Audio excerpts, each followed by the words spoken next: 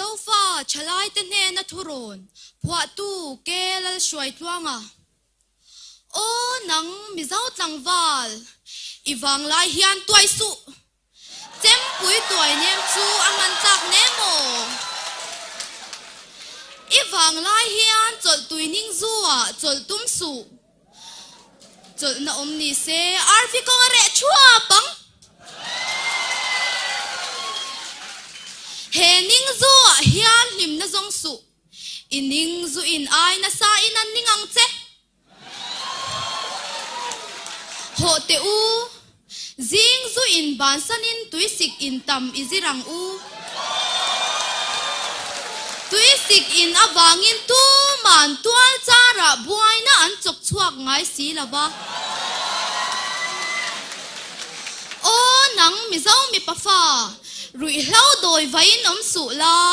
iram le nam tan har phim ro i wang lai hian na thok la i than tui luang ro se chu chu rang kadar tui lukin ahlusi a iram le nam chan turin sang taka ipuan ven soi ching la iding le vaya sa atla e nam dang ke mi nge mai chu cher mai chi in iram le nam tan pen chuak ro o nang mi zau nu la inulat pui te zuna wai tum su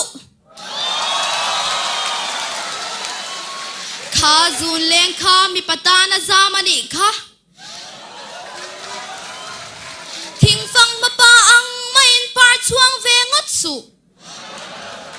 an kit chuk mayang che iram le nam tan par vulla i par su thum hi nam dang wa khwai te in nang fak nan phal su nam dang ke chala to na thang khwan dim lo la sial rang shin thei nan iram le nam tan i chul vong thiang lim ro iram le nam tan i nam shui sui mar la i chin lung chua pui val moi zun leng chau phur ro ni e nam dang zun nen phur pol hau su i mo itan her se buk noya se thu di lan puya i zau na thak pui chau thangang che o nang zo faleng YMA inai awang hian limin zuang ro i beng pelin zuang la zukla pangdam kong kan zuanin zuang ro ring takin zai la do sang pelin zai mai ro apoi nemo zing chian bo ar po zai khal mai la o nang YMA sel na an ka itong chi nem ni